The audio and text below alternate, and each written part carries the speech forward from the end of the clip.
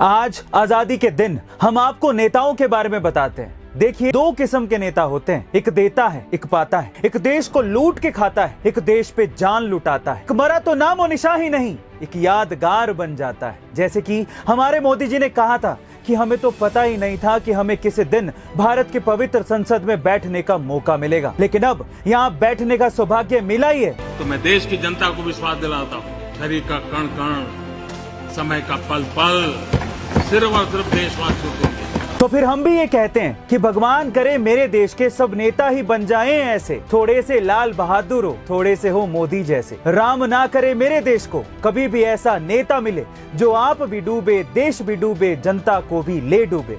Vote लिया और खिसक गया, जब कुर्सी पे चिपक गया तो फिर उसके बाद एक ऐसी किताब जिसमें यह भविष्यवाणी की गई है कि चीन 13 मुस्लिम देशों के साथ मिलकर भारत पे हमला कर देगा और ये तीसरा महायुद्ध 6 साल 6 महीने तक चलेगा, जिसमें भारत की जीत होगी और भारत दुनिया पर राज करने लगेगा। कौन सी है किताब, आइए जानते हैं। दरअसल इस भविष्यवाणी करने वाली किताब का नाम है भविष्य मलिका, जिसे 14वीं से 15वीं सदी के बीच संत अच्युतानंद जी ने लिखा था। इस किताब के अनुसार साल 2024 में जब शनि मीन राशि में प्रवेश करेगा, तब से लेकर साल 2030 तक का समय भारत के लिए मुश्किल भरा रहेगा। इस बीच भारत तीसरे महायुद्ध में उतरेगा, लेकिन युद्ध के अंत में चीन के कई टुकड़े हो जाएंगे, भारत पर कई परमाणु हमले किए जाएंगे और तो और उड़ीसा में मौजूद जगन्नाथ मंदिर की सीढ़ियों तक पानी आ जाएगा। यही नहीं, इस किताब में ये तक लिखा गया है कि इस महायुद्ध के विनाश के बाद भगवान कल्कि भारत के संभालपुर नाम के गांव में प्रकट होंगे। इन सब बातों पर विश्वास करना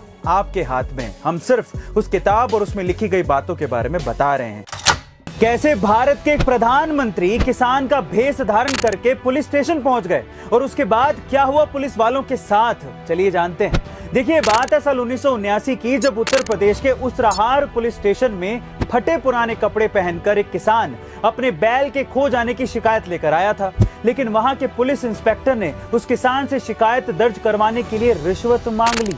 बड़ी मशक्कत के बाद उस किसान ने अपनी जेब से 35 रुपए निकालकर उस पुलिस वाले के हाथ में धर दिए, जिसके बाद उस पुलिस वाले ने शिकायत दर्ज कर ली और उस पर किसान के दस्तखत लेने के लिए कागज किसान के हाथ में दिए। लेकिन उस किसान के दस्तखत देखने के बाद उस पुलिस वाले के पैरों तले जमीन खिसक गई और पूरे पुलिस स्टेशन में हड़कंप मच गया, क्योंकि उस कागज पर किसी और के नहीं बल्कि उस समय के प्रधानमंत्री चौधरी चरण सिंह जी के दस्तखत थे और वो किसान कोई और नहीं बल्कि खुद देश के प्रधानमंत्री थे। और उसी दिन प्रधानमंत्री चौधरी चरण सिंह जी ने उस रिश्वतखोर पुलिस वाले के साथ साथ पूरे पुलिस स्टेशन को ही सस्पेंड कर दिया था।